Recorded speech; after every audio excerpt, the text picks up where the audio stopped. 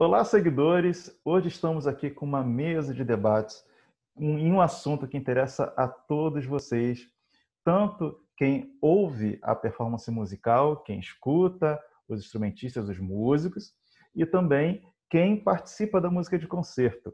O nosso tema hoje é a música de orquestra e a pesquisa em música, interlocuções entre teoria e prática.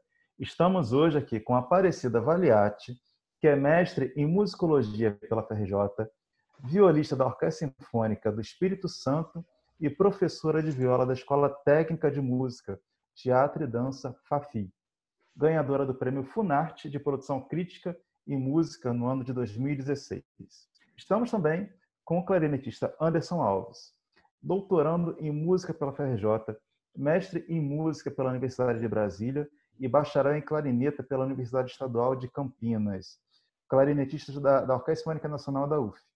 Atuou como clarinetista da Orquestra Sinfônica Municipal de Americana, São Paulo, Banda Sinfônica Municipal de Sumaré, São Paulo, e atuou como clarinetista convidado da Orquestra Sinfônica Municipal de Campinas, São Paulo, e também da Orquestra Sinfônica de São Paulo. Mantém intensa atividade como pesquisador no campo da cognição musical e psicologia da música, investigando os processos de construção da expertise musical. Márcio Sanches, violinista do Teatro Municipal do Rio de Janeiro e da Orquestra Petrobras Sinfônica, contemplado por prêmios e bolsas nacionais e internacionais na música de câmara e com atividade intensa no âmbito das artes dramáticas. Boa noite, bom dia, boa tarde. Vocês querem complementar alguma coisa? Anderson? Boa noite a todos. Vai ser um bate-papo super bacana para a gente falar sobre a performance musical e sobre pesquisa em música e sobre essa relação interdisciplinar no campo dos estudos musicais. Então, vai ser uma noite bem agradável. Sejam todos bem-vindos e vamos discutir esse campo do conhecimento. Aparecida, seja bem-vinda. Obrigada, estou muito feliz de estar aqui com vocês, debatendo esse tema tão importante, a performance e a pesquisa, uma ajudando a outra, podemos dizer assim, uma ligada à outra, né? E nesse nosso início, eu fiquei pensando que como a performance é importante, inclusive, que a nossa própria vida é uma performance, né? Nós vivemos o nosso cotidiano, é uma performance. Então, eu acho que o papo vai ser bacana. Ótimo. Márcio Sanches. Boa noite a todos. É um prazer e também honra poder participar dessa mesa com vocês, Anderson, Aparecida, Hudson, e relacionar, como a Aparecida mencionou, a ação da pesquisa à ação da performance. Ótimo. Já que a gente está falando de performance, o que vocês compreendem como performance? Você quer começar, Márcio? Eu posso falar baseado em uma pesquisa que eu faço da filosofia da linguagem, uma visão bakhtiniana, em que o elo de ligação da mensagem até o interlocutor é uma percepção estética. Eu posso falar que a performance é a última instância da absorção, da aplicação dos métodos que nós pesquisamos durante a nossa formação como artista, como até pesquisador, né? Todo pesquisador gostaria de ser autor, né? Baseado nas suas pesquisas. É essa a performance. Bom, para mim a performance é, assim, de uma forma bem simples e bem rápida, é o desempenho, né? Do produto final, quase um produto final, daquilo que a gente vai mostrar para o público, né? O nosso desempenho, envolvido com emoções, com a nossa história, porque cada um tem uma história e essa história vai ficar marcada nessa performance, e cada vez que a gente tocar será uma performance diferente. Então, é um desempenho diferente a cada dia, a cada momento. E para você, Anderson? Eu vou pegar um gancho aqui na fala do Márcio, né, que ele fala sobre a luz do Bakhtin, e ele fala sobre mensagem e interlocutor. Então, já fazendo esse gancho, o Paul Zumthor, que é um pesquisador da linguística, ele define que a performance ela é uma ação complexa pela qual uma mensagem poética ela é simultaneamente transmitida e percebida. Então, já dá para realizar um bom diálogo aqui com o Bakhtin, né, que ele fala sobre a mensagem, como a mensagem chega no interlocutor. Então, nesse sentido, o Zumthor ele fala dessa mensagem poética entre a transmissão dessa mensagem que ela é transmitida e percebida. Então, eu acho que aí já tem um bom diálogo, né, sobre o que é a performance, né? E ele continua falando que é uma realização poética plena, no qual as palavras são tomadas por um conjunto gestual sonoro e coerente, e ao mesmo que não seja possível distinguir palavras e frases, o conjunto da obra faz todo o sentido. Então, transmissão, recepção da mensagem e mesmo que você não esteja esse entendimento global, a importância do sentido, né? Então a gente pode pegar essa coisa do sentido musical e dialogar com o que o Márcio falou, enfim. Então essa é meu ponto de vista, né, sobre a performance no sentido ampliado, né, no sentido da linguística, por exemplo. Então Zumthor da linguística dialogando com a música, entendeu? E o Bakhtin. Todas essas referências que vocês trouxeram, eu fico aqui pensando que nós quatro, nós somos músicos de orquestra sinfônica. E até que ponto, em que medida, isso não nos bastou enquanto performer? Nós precisamos buscar fora do ambiente estritamente performático os conhecimentos sobre música. Então eu pergunto para vocês, o que vocês consideram importante na pesquisa em música? Você quer começar, Anderson? Eu vou começar. Isso. É uma pergunta bastante interessante, Hudson, porque o Kerman, né? O livro do Kerman de musicologia, está aí Aparecida dialogando com a pesquisa da Aparecida, né?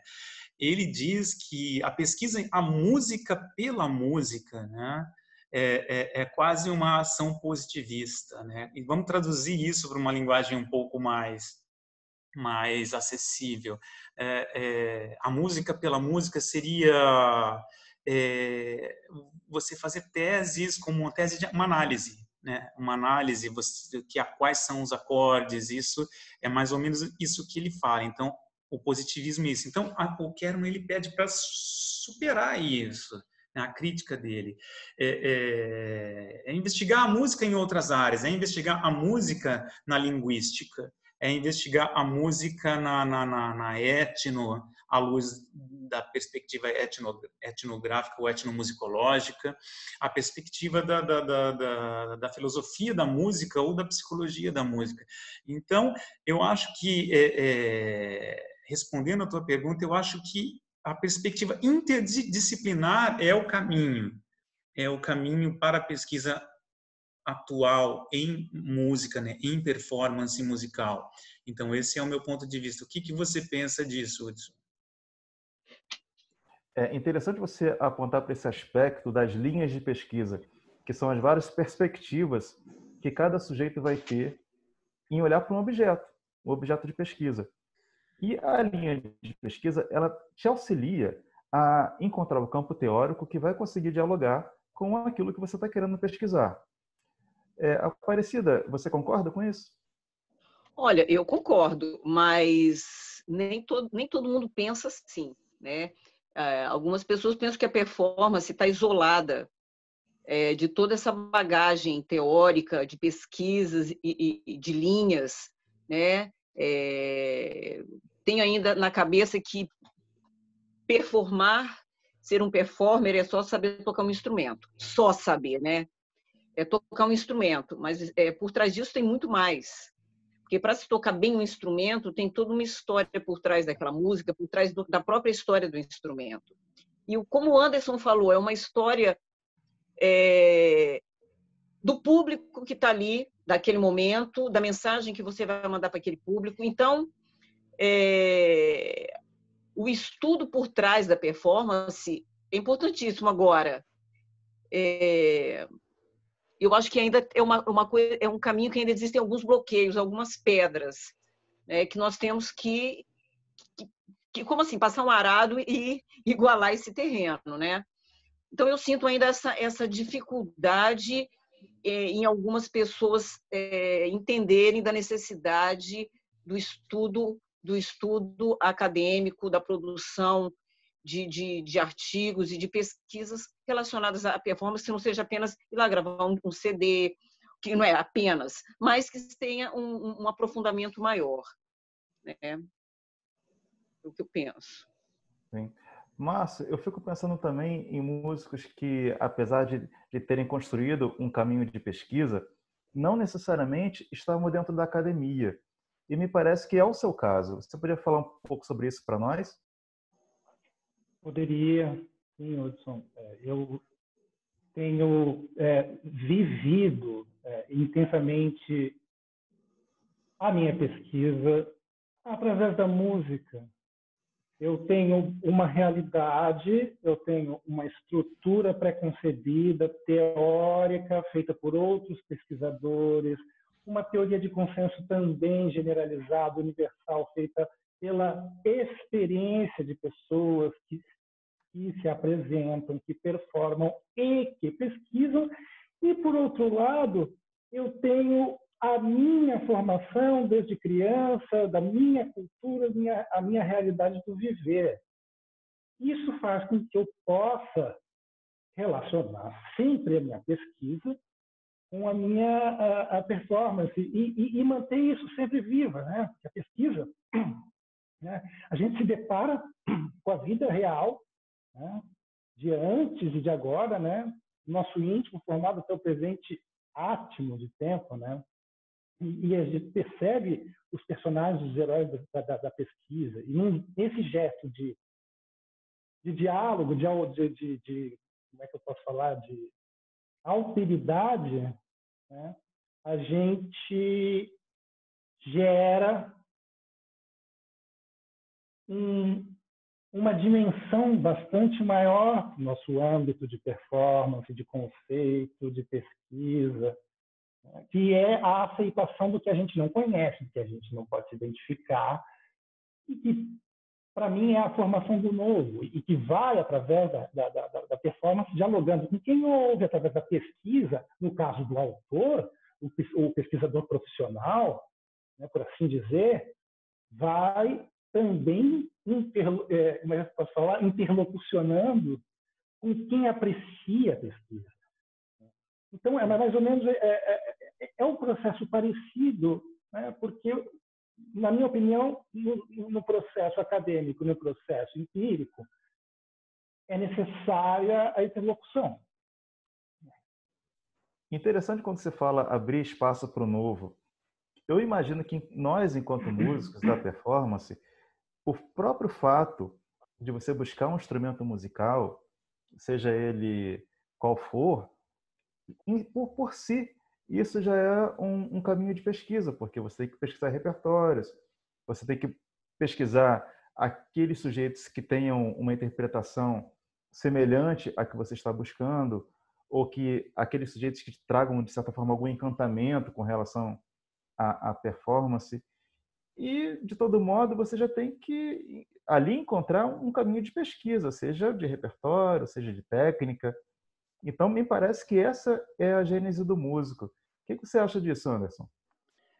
O Márcio me falou uma coisa aqui que me remeteu a uma aula de etno que eu tive na UNB, que o professor Antenor Correia, grande pensador na etnomusicologia, ele falava, né, que ele começou a escrever na primeira pessoa. Ele ia escrever um artigo, ele botava a primeira pessoa, e aí ele foi para um congresso, e aí foi contestado, né, porque não podia escrever eu fiz, eu penso.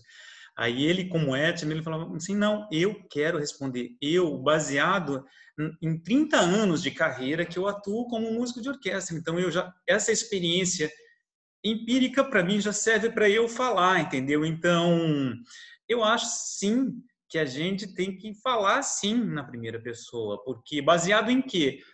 Baseado em 30 anos de atuação no campo da performance. Então, e é bem interessante mesmo, porque a gente está falando nesse âmbito aqui, é um trabalho de falar, esse bate-papo empírico, né, de trazer essa experiência de muitos anos, de você, nesse lugar de fala situado, né, você pega uma partitura, você resolve a partitura, baseado em quê? Baseado nos 30 anos de experiência. Não é você que está ali aquela hora, é você, mas você 30 anos atrás, esse acúmulo de experiência que você chega na hora e resolve o problema. Entendeu? Então, eu pensei nisso e trouxe essa lembrança, né? A fala do Márcio me trouxe um gatilho aqui, lembrei na hora disso, entendeu? Porque dialoga, né? Tem um diálogo de tudo, um diálogo contextualizado, mas tem a importância também do eu na performance, né? De como você pensa. Eu acho importante isso, e aí já passo a palavra para quem quiser pegar esse gancho empírico. Você toca num ponto muito importante para nós, que música não é só texto, também é contexto. Não basta aquele sujeito chegar a partir das opiniões, a partir do que ele conhece, e traçar aquilo como música. Até porque a gente sabe que música é um termo polissêmico. Música vai variar. Para cada sujeito é algo totalmente diferente. Então, se a gente pensa que pesquisa em música é entendimento não apenas do texto, mas do contexto em que essa performance é praticada, a gente já passa a criar uma ampliação de saberes. Porque não basta apenas tocar, é necessário também reconhecer todos os elementos responsáveis pela sua interpretação. Eu estava aqui pensando, vocês estão falando, eu me lembrei do meu personagem, do Oscar Guanabarino. Oscar Guanabarino, já no século XIX, falava sobre isso, né? A preocupação dele com a performance, do envolvimento, como você está falando, né? Ele, quando ele escrevia no periódico, ele observava tudo, né? O momento que aquela performance acontecia, quem era a plateia, inclusive a iluminação, quer dizer, tudo envolvia aquela performance e aquele momento. Então ele dizia, a sala estava muito quente e atrapalhou os cantores. Ouve bem, né? Então, os mínimos detalhes que Guanabarino falava sobre, inclusive, a roupa que utilizava, vamos supor, um determinado cantor com um paletó muito apertado atrapalhou a respiração, de dar o dó não sei de onde. Então, tudo extremamente detalhado. Então, vocês estão falando sobre isso, eu estou pensando em cada detalhe, como é que inclusive, ele falava da visão dele como observador, do observador como crítico, o observador como plateia, e como a plateia reagia àquela performance. Então, como isso é importante, quer dizer, esse nosso questionamento da performance já vem, não só de agora, mas desde antes, lá do começo do século XIX até antes, né? E vem correndo junto, acho que de uns tempos para cá, junto com a importância da pesquisa em esclarecer tantas coisas que acontecem na performance, né? Eu acho que tem tantas perguntas a serem ainda respondidas, algumas já foram, mas que poderiam ser ampliadas. Então, há uma importância enorme dessa como se fossem dois trilhos, né? Um do lado do outro, seguindo paralelos para um complementar o outro. Então, uma pontuação que eu queria fazer amarrando o que você está falando e, de repente, o Anderson, né? Uhum. Eu fico pensando também na própria complexidade que é você desenvolver a pesquisa em música, porque uma vez que a música tem uma dificuldade de definição, até pelos próprios teóricos, por ser uma prática sonora dotada de sentidos diferentes para determinadas culturas, eu penso que a própria dificuldade de pesquisa é a dificuldade de definição do próprio objeto. que me parece que é um pouco também a dificuldade da filosofia, né, Márcio? Gente, eu acho que a filosofia ajuda a resolver bastante coisa, né, dentro da performance. Não só a filosofia, como eu acho que também a psicologia, a psicanálise. Você começa a enxergar determinadas... porque o produto da música, a música antes da performance, ela também tem uma história. Quando você toca, você não consegue reproduzir. Você vai imprimir também naquela performance alguma coisa sua, mas que já foi escrita por uma outra pessoa que vivenciou. Nossa, assim, é muito complexo, né? É muito complexo. O Márcio que tem um percurso na filosofia, Não, e o ele pode... impacto? E o impacto do ouvinte? Para pensar, o ouvinte chega no teatro e ouve uma peça que ele nunca ouviu, ele fica impactado com aquilo. De repente, o barulho de um prato, o barulho dos tímpanos, né? O próprio peso do braço do pianista sobre as teclas, o pizzicato nas cordas, o bater do arco, né? Vamos supor, do guerra-peixe, vamos supor, no Mourão, né? Aquilo é uma coisa que também o público... Então a performance, ela impacta o público. Né? Porque a performance não é só tocar, ela tem toda a parte plástica também, né? Da elevação do braço, do cair do arco sobre as cordas, da plasticidade da mão do pianista sobre as teclas, né? Do sopro, do rosto do músico de sopro, né? Como ele molda a boca no instrumento, o posicionamento do corpo. Então, a performance para o público é uma coisa deslumbrante, que envolve, como eu estou falando, não só o som, mas toda essa plasticidade. Tem todo esse campo estético, não é, Márcio? Você pode falar isso para a gente também? Claro, claro, claro. Tanto o pesquisador quanto o espectador, eles se dotam da sua percepção estética para abrir o campo, para desdobrar o seu mundo, né? Para acrescentar ao seu mundo as coisas as coisas inéditas, né?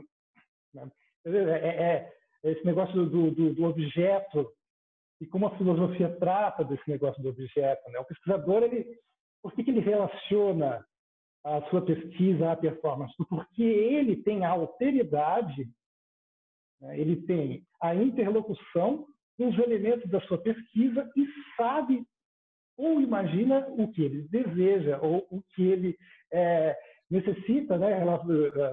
Oral, visualmente, sensitivamente, instrumental, né? Com aqueles elementos vivos da vida do pesquisador e do performático também, né?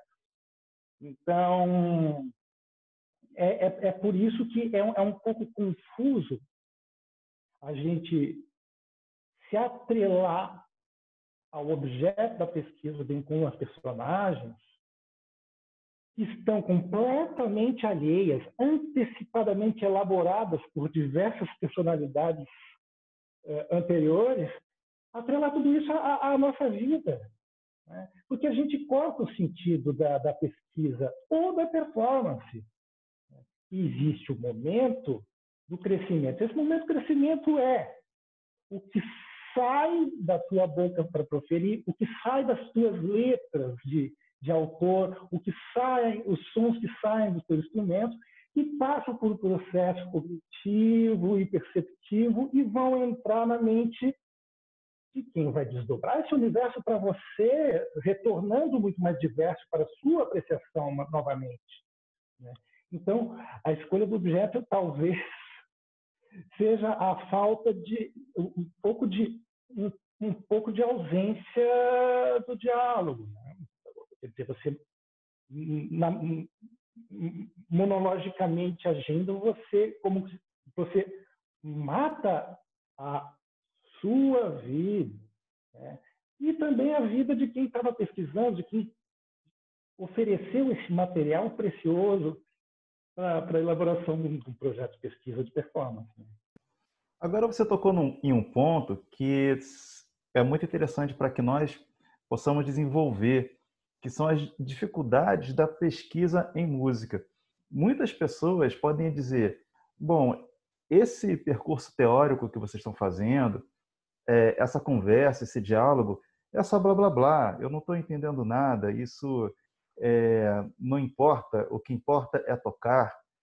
E até que ponto esse tocar, apenas tocar, ele também não inviabiliza o conhecimento sobre a própria prática musical.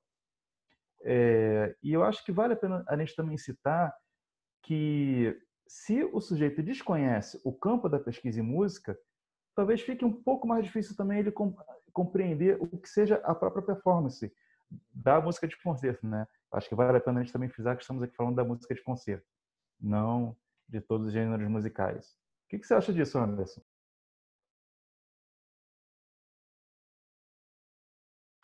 Refletindo sobre esse tema, Hudson, é inevitável quando você pega para tocar o concerto de Mozart, por exemplo, para clarineta em Lá maior. Você tem que saber qual era aquele contexto, onde ela estava inserida, para quem foi aquele clarinetista, né?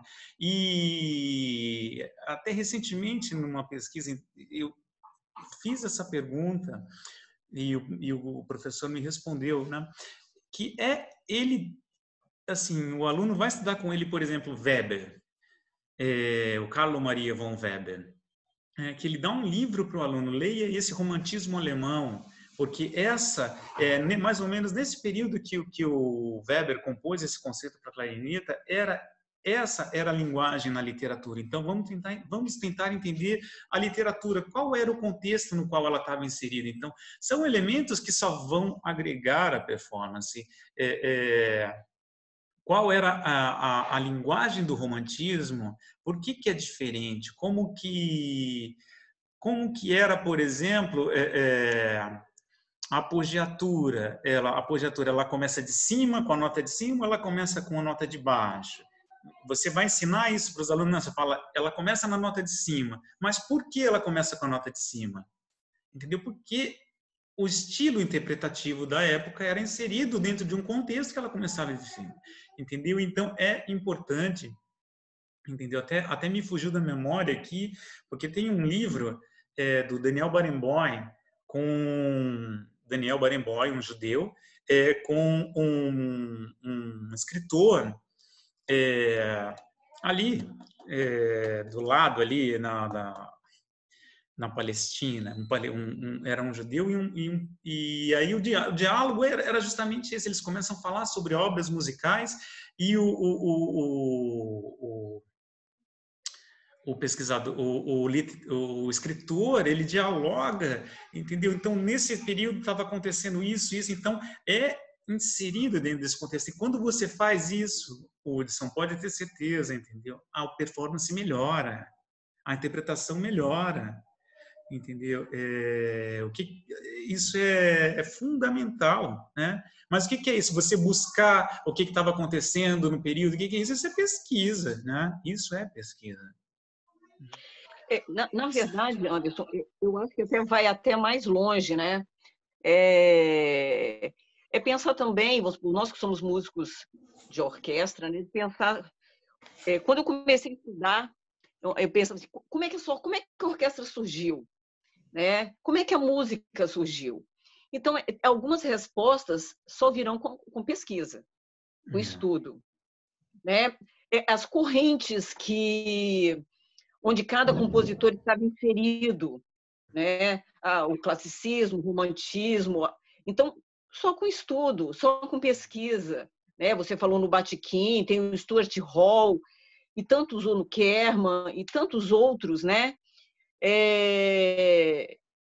De correntes que influenciaram a música. E assim, isso só vem com estudo, né? Por melhor performer que você seja, todas essas coisas têm que estar ligadas para que sua performance seja cada vez melhor.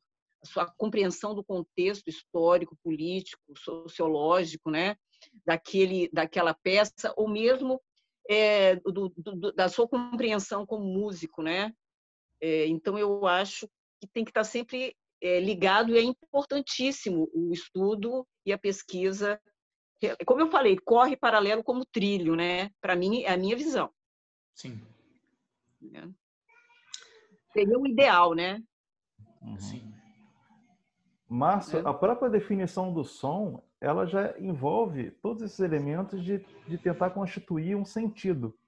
Porque o som meramente isolado, ele pode não ser considerado música, né? Eu acho que você pode falar um pouco para nós sobre isso. Não concordo. Depois eu falo.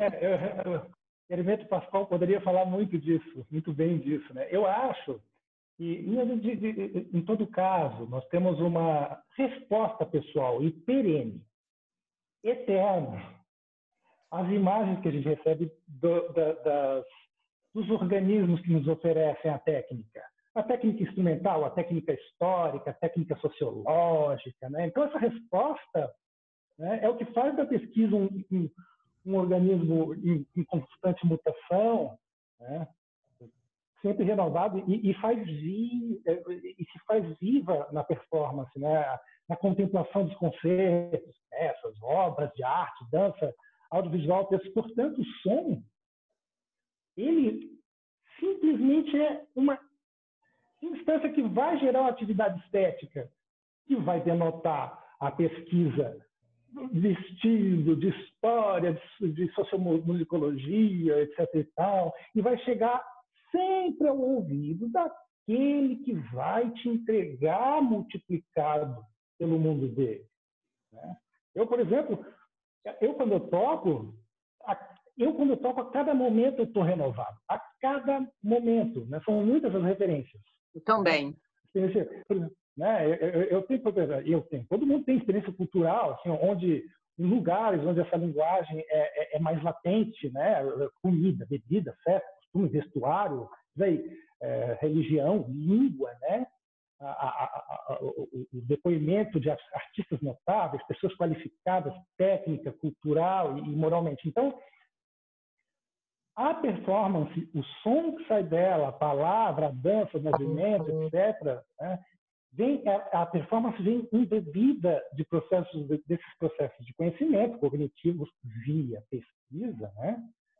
No momento de mover o dedo, de soprar a clarineta, de botar no violoncelo, na viola, né? O próximo sopro, a próxima arcada, a respiração, né? Daí partir para elaborar aqueles projetos que familiarizem, tragam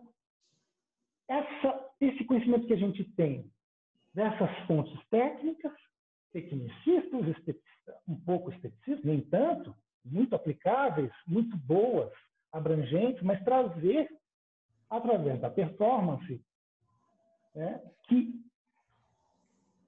está contida na apreciação de quem ouve, né, através desses projetos de mais lugares, de mais teatros, de ambientes de palestras, para editar-se aquela bula que a gente se sente na obrigação de editar, explicando o motivo da nossa pesquisa, o motivo de Mozart isso, e Baudelaire aquilo, e os poetas brasileiros, os atores, os compositores e os pesquisadores, né?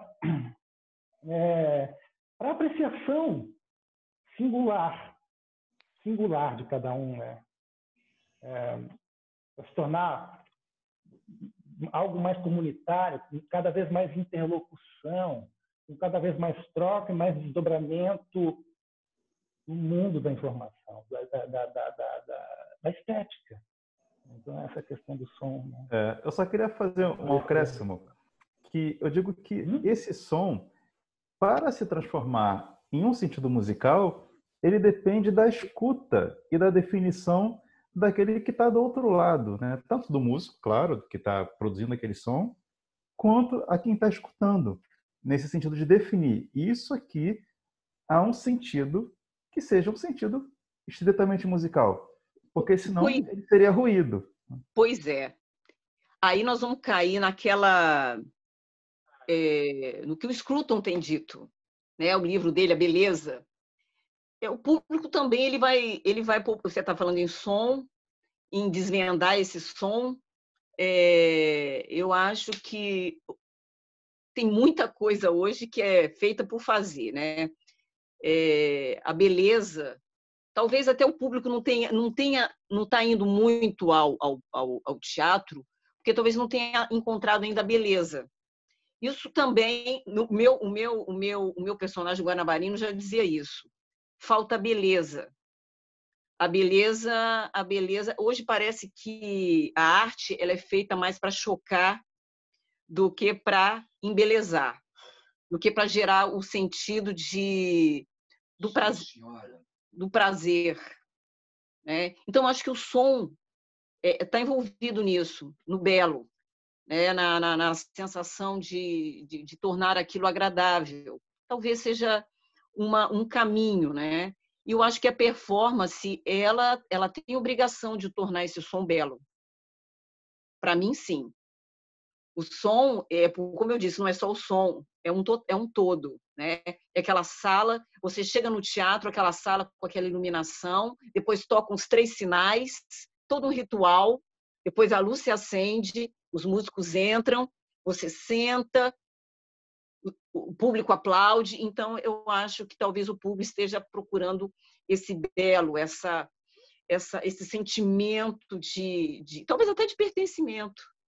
Porque às vezes ele entra no teatro e não acha que aquilo ali pertence a ele, aquela vivência não pertence a ele, né? Então, a busca do belo, do pertencimento, desse ritual que a performance traz, né? Então, não sei.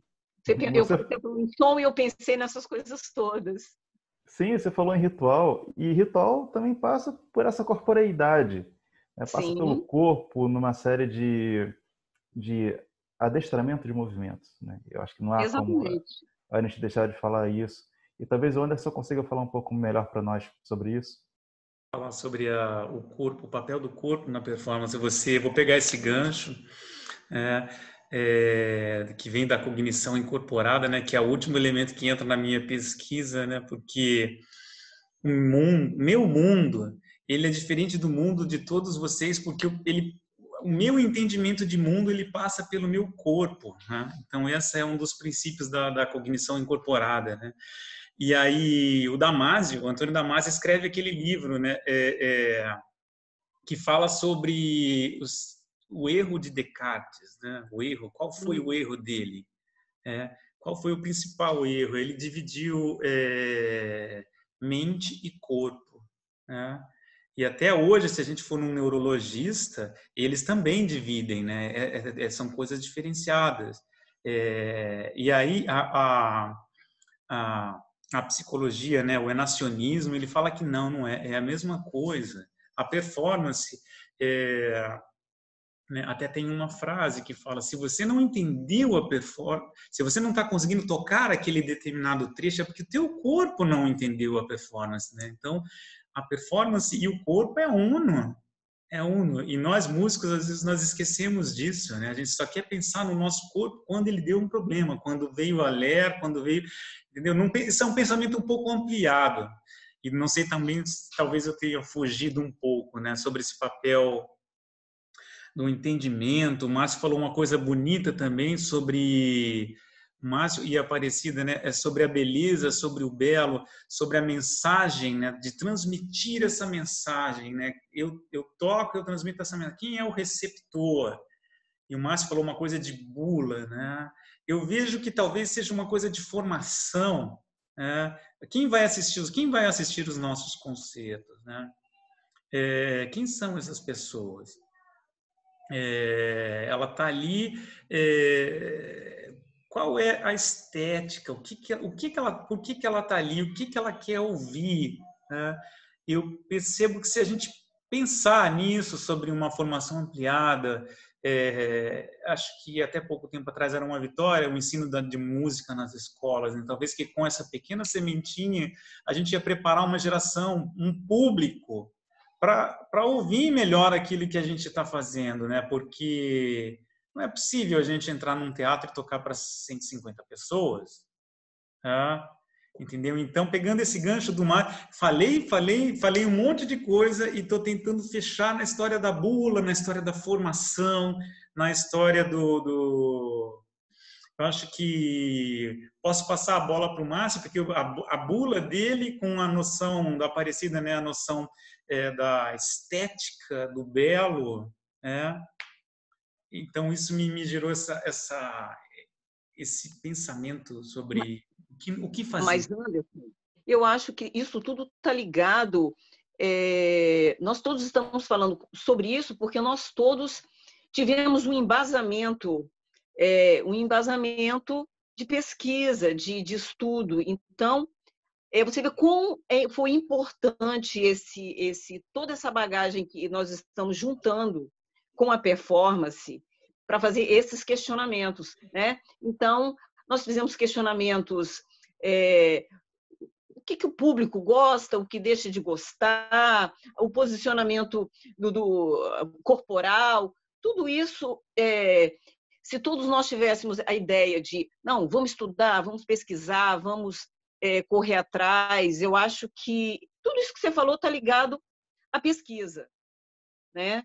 Tudo está ligado à pesquisa, porque se você, de repente, tem uma orquestra e você começa a pensar e a planejar um determinado repertório para atrair um determinado público ou para atrair um público mais amplo, isso você vai gastar um tempo com isso e você vai ter que estudar. Você vai ter que ser preparado para você montar esse tipo de repertório. Se você quer... Então, eu acho que se você está lá tocando, você percebe que você pode melhorar a sua performance, você vai estudar a técnica mais apurada do seu instrumento e vai buscar meios no caso de um instrumento, no seu caso acho que é palheta, né? Tem palheta, né? Clarinete? Então, vai procurar um jeito de assoprar, uma palheta mais macia, uma palheta mais dura, no meu caso, uma corda assim, uma corda assado. Mas isso tudo vem com estudo, e não é com estudo isolado, né? Então, a importância da academia percorrendo, como eu falo de novo, um trilho lado a lado a performance, tudo isso que nós falamos até então foi porque nós tivemos essa bagagem e estamos conectando isso tudo com a performance. No meu ver, né? Não sei o que você pensa. Antes da gente encaminhar para o Márcio, eu fico pensando nessa pergunta anterior do Anderson. Ele pergunta: quem vai nos escutar enquanto músicos? Quem será nosso público? Enquanto pesquisadores, quem irá ler a nossa pesquisa? Quem irá conhecer aquilo que fazemos, que investigamos, que elaboramos, que criando conceitos, né? O Márcio podia falar um pouco sobre isso também. Ele que está fora da academia, mas é um pesquisador em música. Olha, responder essa pergunta requer bastante concentração, porque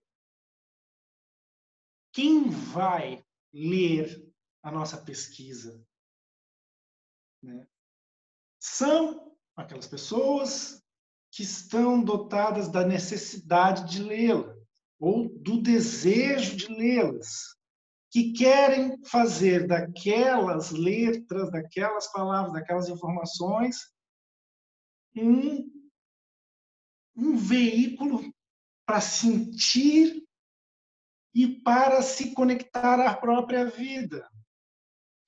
Então, a pergunta seria: qual pesquisador as pessoas vão querer? Não, né? E também, sempre, dialogicamente, que pessoas querem ouvir, querem saber sobre a sua pesquisa, né? Porque aí sim é chegada a hora de colocar eu não posso falar comunicação, porque não é isso, mas a interlocução em ação. Você tem maneiras de promover o acesso à sua pesquisa, baseado em várias propostas, iniciativas, como propaganda, projetos de ocupação de espaços, projetos para grandes empresas que já estão incentivando esse tipo de coisa. Só que, sobretudo, e é o ato, na minha opinião, e é a ação que faz espectador contemplar a sua pesquisa é deixá-lo contemplar, fazer com que ele se aproprie da sua pesquisa. Porque um pesquisador é, antes de tudo, um contemplador, um espectador da teoria de outros. Isso é um ato de alteridade, de crescimento mútuo de todos. Então, esse pesquisador, esse espectador com alteridade é o que vai pegar as informações e absorver da sua pesquisa. Olha, eu acho que quando estava fazendo meu mestrado, eu ficava pensando assim, quando eu estava buscando o objeto da minha pesquisa, eu sempre pensava assim, gente, eu tenho que escrever sobre uma coisa que seja de meu interesse, mas que também seja do interesse de outras pessoas, que seja agradável, né? Que não adianta também você fazer uma pesquisa que vá servir apenas para um grupo. Essa pesquisa ela tem que abranger o maior número de pessoas.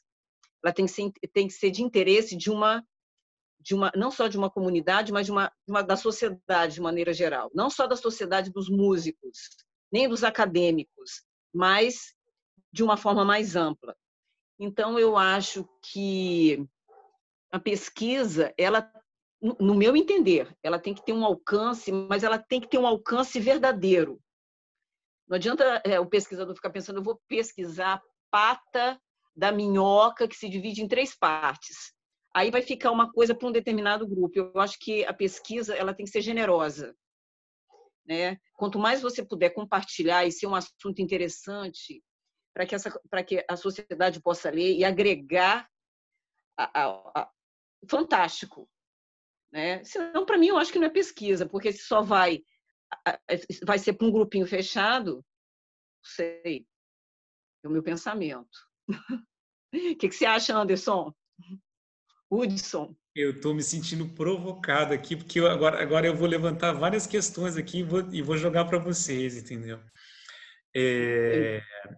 O clarinete é um instrumento bem mais recente do que o violino, então o Márcio vai se sentir provocado, e eu vou provocar o Márcio agora. O clarinete, em meados do século XVIII, entendeu? Então, a grande maioria dos métodos de clarineta datam do século XIX. Entendeu? Então, eu vou começar a ensinar. Quando eu ensino, eu falo para o cara logo de cara, compra o closet, depois do closet você vai para o rose, para o gâmbaro, para isso e aquilo, tudo século XIX. Tudo século XIX. Entendeu? Então, eu formo, eu estou contestando isso mesmo, porque aquilo foi feito, aquilo acompanhava, esses métodos, eles acompanhavam o desenvolvimento da construção do instrumento. Então, o cara criava uma chave nova, fazia um exercício novo. Entendeu? Então, e hoje, século XXI, eu estou formando esse mesmo músico, esse pensamento engessado, que você tem que tocar isso, que você tem que tocar aquilo, mas é uma coisa de 1800. Eu estou criando pessoas, músicos engessados. Então, eu estou propondo com as minhas pesquisas atuais, agora vai sair uma leva de coisas, é justamente isso, é de formar músicos que procurem outras formas de tocar, que não seja engessado, por exemplo, no Kreutzer, né, Márcio? Kreutzer. Entendeu? É bom, é maravilhoso. Mas, gente, será que 200 ou 300, 300 anos, não sei, estou chutando, mas não, ninguém, entendeu? O que eu proponho? Eu proponho para os alunos pensarem, pega o método, pega a peça que ele vai tocar, entendeu? E que ele faça um estudo em cima daquilo. Está com dificuldade, né? Que ele faça 1000 variações em cima daquele tema. Entendeu? Variações, toca 2 ligadas, 2 estacatas, entendeu? Para ele ter um pensamento ampliado, para não é engessado. Então, eu vejo isso Aí já estou falando um pouco no âmbito da pedagogia do instrumento, né? Já trouxe da performance para a pedagogia. Então, é mais uma provocação que eu lanço. O que você pensa sobre isso? O que, por exemplo, você que é um músico que toca muito bem tango, entendeu? Esse tango você não aprende ali naqueles métodos amarrados, essa linguagem, entendeu? Pronto, é uma provocação, tá feita. E acho que Márcia já pode começar, que eu direcionei, e também depois a Aparecida, que também é das cordas, e o Hudson Olha, também. eu toco tango, sempre, tudo quanto é viagem proveniente da minha formação acadêmica, com instrumento, com a música, eu transformei em pesquisas um pouco mais pessoalmente sinestésicas, do empirismo, da experiência pessoal, né? Com base em churrascos, em cebolas com páprica, em danças da Transilvânia, em tango. Só que, no caso do Kreutzer, ele sempre teve a capacidade de conformar as ferramentas do meu corpo que trazem um desdobramento estético padrão, que é a afinação, o ritmo, sempre com metrônomo, sabe? Eu, enquanto estou avaliando a vida, a vivência não, a experiência dos outros para agregar e dar uma resposta a isso, eu já estarei me afastando desse método tão frio, tão calculista, mas que na hora do desdobramento estético, um tango bem afinadinho, um tango no ritmo é essencial, na minha opinião. O problema é você pegar o seu objeto de pesquisa e fazer dele a sua realidade, porque não é, você jamais vai fazer parte de Kreutzer. Né? Esquecendo o espaço-tempo, hein? Você não é austríaco, você não é, Kreutzer era francês, você não é europeu, você vive em outras esferas, espaço-tempo. Eu acho que a academia tem se sustentado através desses métodos antigos. É possível elaborar outros? É, mas terão de ser elaborados. Sim. Porque é importante a aquisição técnica, é importante esses instrumentos para aquisição do que a gente chama de técnica corporal, né? Então, eu acho que o fundamental é o contato e a troca de experiência que você tem fora do ambiente acadêmico. E dentro, lógico, mas fora também, para criar um universo mais particular. Então, essa provocação, Anderson, mais ou menos eu respondo dessa maneira, né? Sim, mas é válido. A Aparecida também quer falar. Sim, eu, inclusive, aqui na mediação, eu só queria fazer uns acréscimos.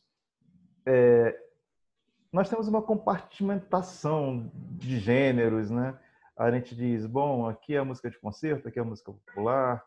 Muitas vezes a gente cai nesse lugar, né, tentando classificar esses elementos, categorizar, até para que nós possamos criar grupos musicais ou que a gente possa criar até um próprio estilo musical mesmo. Isso acontece também na pesquisa, né, Aparecida? No campo da pesquisa, a gente também cria alguns compartimentos. O mestrado profissional, o mestrado acadêmico. E até que ponto isso também dificulta tanto a nossa experiência quanto performer, na medida que a gente encaixota as músicas, a gente também encaixota as pesquisas. Eu acho que isso acabou virando uma realidade, né? Acho que de repente criou-se uma... Como é que eu vou dizer? Não é um espaço, mas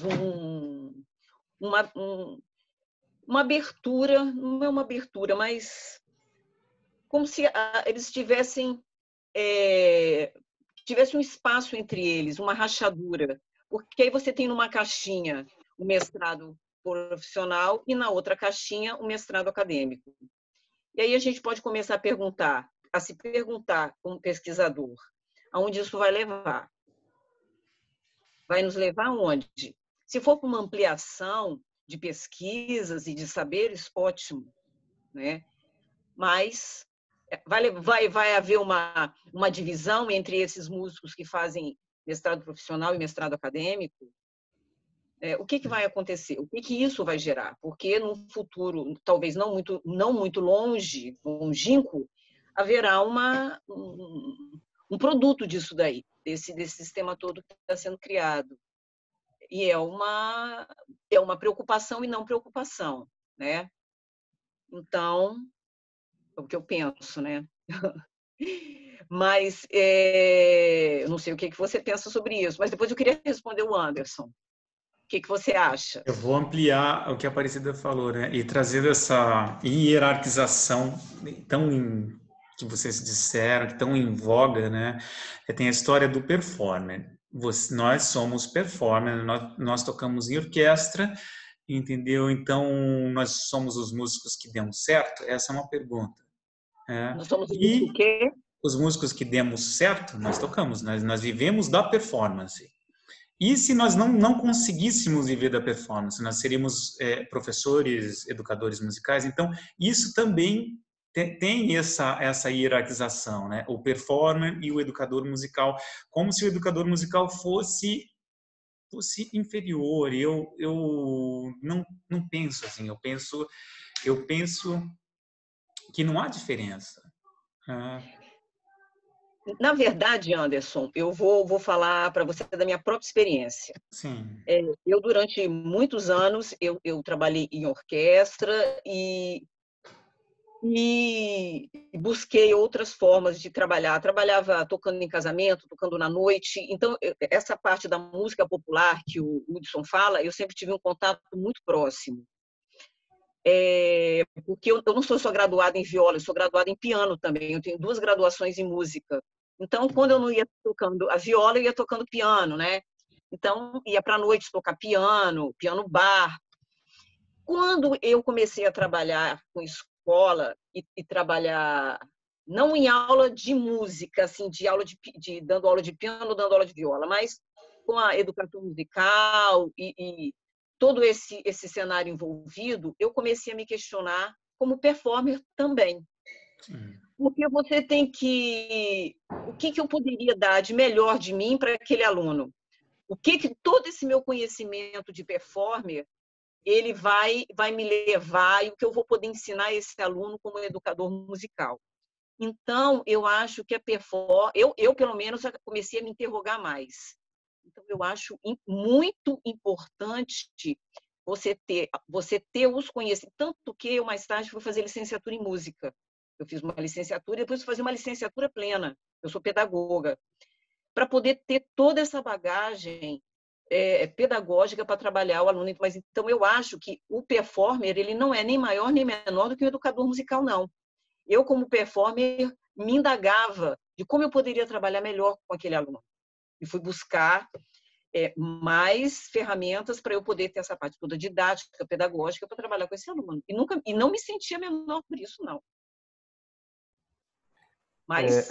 Essa questão das competências é muito falada entre os músicos, né? Inclusive entre os próprios músicos que tocam nas orquestras. A questão da competência sempre tem no papo dos cafés, falando sobre competências de determinados maestros, inclusive de mantenedores também, quem é que está patrocinando tal orquestra.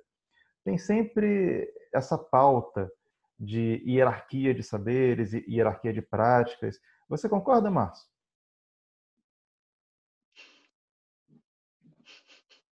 Cadê o Márcio? Estou aqui. Oi? Oi? Será que eu estou aparecendo? Alô? Alô? Sim, você aparece. Não, eu estava ligando o microfone. Eu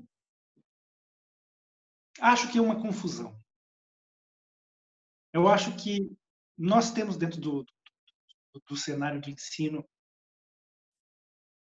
uma grande confusão, uma debilidade de assistência à pesquisa, assistência à performance. E a nossa atividade, ela também reporta, por ser um pouco exótica, no caso da música clássica, ela também reporta a realidade de países que dão muito apoio às atividades de pesquisa e performance. E as conversas tendem a ser, os comentários tendem a ser da natureza dos comentários europeus. Existe hierarquia? Não existe. Mas ela não é aplicada dessa maneira que se aplica aqui. Nós não temos... eu, por exemplo, eu não tenho mestrado e eu não tenho doutorado por falta de assistência, na minha opinião. E eu não posso concordar com comentários sobre hierarquia e importância. Porque, por exemplo, estávamos falando outro dia, hoje mesmo, de notório saber. Né? Eu preciso do notório saber? Preciso. Preciso pelo simples fato de ter desejo e necessidade intensa de colaborar com a minha experiência. Eu vou ser melhor que alguém por causa disso? Não, eu vou ser diferente. Eu, mais uma vez, vou estar expondo o que eu tenho de mim relacionado ao mundo exterior, tal, etc. Tal, a quem queira apreciar e a quem queira também colaborar comigo. Porque essa é a ideia da troca. Portanto, Hudson, eu não concordo com os comentários. Eu acho que não, me perdoe, mas talvez não tenha tanta base, por falta mesmo da tradição do ensino e da performance, talvez não tenha tanta base ideológica para que comentemos com tanta propriedade o que tem se comentado. As práticas sociais que ocorrem tanto dentro do próprio ambiente da orquestra quanto fora da orquestra também, elas tendem a se replicar. Então, muitas vezes, esse discurso da hierarquia, né, quem é mais competente, quem é menos competente, ele vai acabar se refletindo também no campo da pesquisa em música. Só que a gente sabe que a pesquisa em música ela parte de uma pergunta central, né? Não só a pesquisa em música, mas o âmbito da pesquisa de um modo geral. E essa pergunta central que é o grande vetor desse performer pesquisador. E me parece que quando se tem uma pergunta e tenta se chegar ao limite do saber sobre essa pergunta, na busca das respostas, parece que nem todo músico fica confortável com esse posicionamento, né, investigativo. E eu acho que essa é uma das grandes questões que a gente tem que abordar quando a gente fala do músico pesquisador.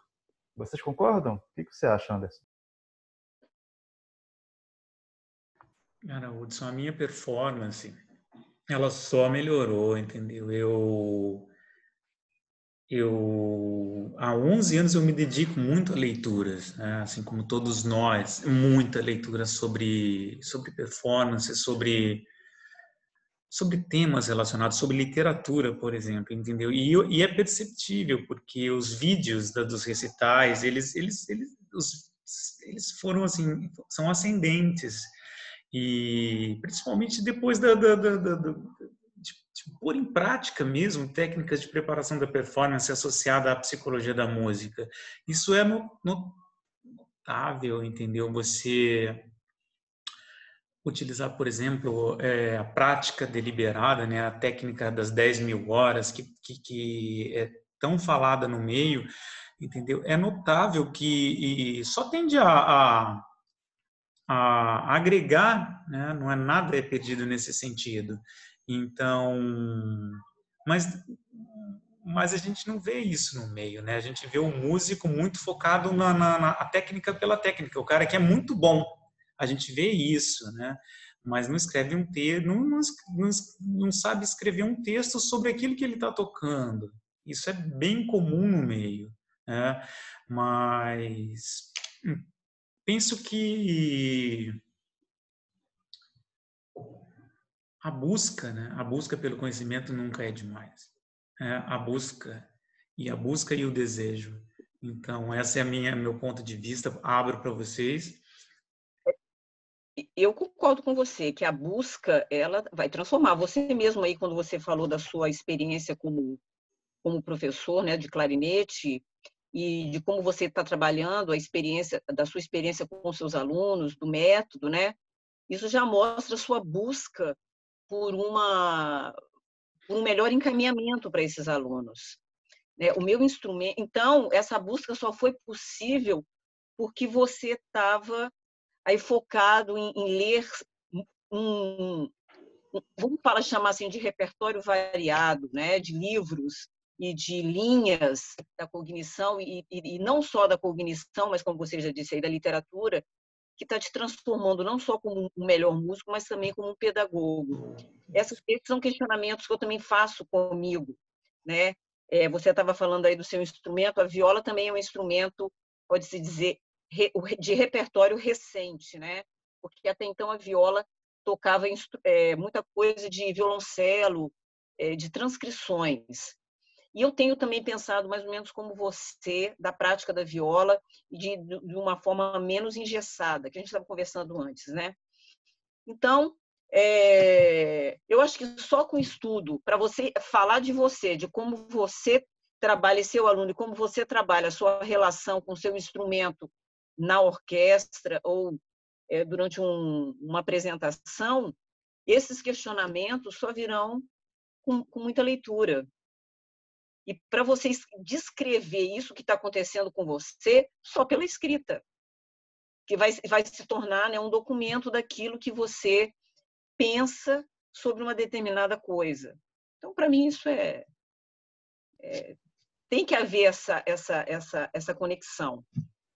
Nós já ultrapassamos aqui 1 hora de mesa redonda, então eu gostaria de fazer os encaminhamentos. Com relação à pesquisa em música, como vocês acham que nós, pesquisadores pertencentes às sinfônicas, podemos construir políticas dentro do campo musical para que a pesquisa em música seja valorizada? Quem quiser começar.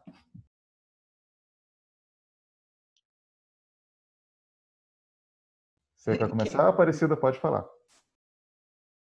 Olha, esse vai ser um caminho árduo, né? Eu acho. Pesquisar não é fácil. Você tem que ter, primeiro, vontade, muita vontade, curiosidade, porque só o curioso, no bom sentido, é que vai se interrogar sobre determinada coisa. E a prática da leitura, da pesquisa, da curiosidade. Eu acho que isso tem que mudar no Brasil, né? Tem que mudar. A performance tem que ficar bem clara que ela não pode ficar isolada, trancada num quarto. Vou pegar meu violino e minha viola, vou estudar dia e noite sem parar, olhando para o espelho, e não existe mais nada além disso. Não, existe muito mais, mas muito mais. Inclusive, o meu autoconhecimento como música e como performer. E, para isso, eu tenho que estudar cognição, né? Eu tenho que estudar um pouco da filosofia, da pedagogia. Então, são muitas coisas ligadas. Então, eu acho que talvez uma política cultural, sei lá, educacional, né? Eu acho que talvez esse músico que sai da graduação, um músico com uma visão mais aberta, para continuar no caminho da pesquisa, quem sabe, mas isso é só um ponto de vista meu, né? O que você acha, Márcio? Eu concordo contigo, Aparecida. Acrescento que, embora seja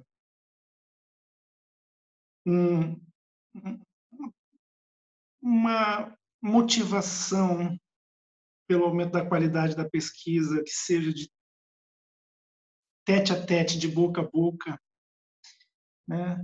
Vale a pena implementar pessoalmente, ter-se via aulas de sociologia, filosofia, o que queira, arte, ter-se consciência de que a interlocução contínua dentro do ambiente acadêmico seja uma realidade crescente, porque pensando em termos de país, de mundo, de cidade, é uma coisa. Agora, quando você puder revolver dentro da sua sala de aula, com seus poucos colegas, o organismo se torna um pouco maior. Claro que é lento, mas na minha opinião, é o aumento cada vez maior do universo artístico e da pesquisa interno de todos os pesquisadores, que vai levar uma conscientização mais globalizada. Com certeza. Você gostaria de complementar, Anderson? A pergunta que você fez foi como construir políticas para que a performance seja valorizada? Essa foi a pergunta? Exatamente. Tá, então eu montei um mapa mental aqui que eu vou explanar. E as terminologias, né? Eu penso que é com a formação de base. É a formação de base. É a construção de políticas públicas, para a formação de base com investimento em educação. Já que nós falamos do público, quem é o nosso público? Falamos de bula, uma bula de conceito, mas como ele vai ter acesso a essa bula? Como ele vai ter acesso a essas informações? É com formação de base, é com músicas nas escolas, é com programas, políticas públicas para formação de público, né, que tanto tinha no Teatro Municipal, né, Márcio?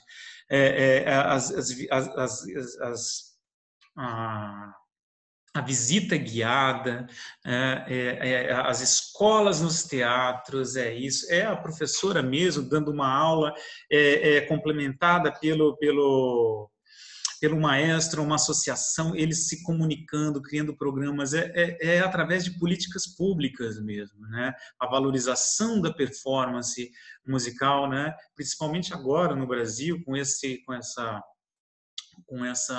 atual política, né, a política da não valorização do conhecimento, etc., mas não vem ao caso. Então, eu penso que é dessa forma, a motivação e o desejo, ela vem do investimento em educação, uma educação pública de qualidade e que possa, na ponta do iceberg, tá a performance, mas na base da pirâmide nós temos tudo isso que tem que ser trabalhado, né? E então, meu ponto de vista para que a performance seja valorizada é esse. E aí entrego para você, Hudson, para você botar mais.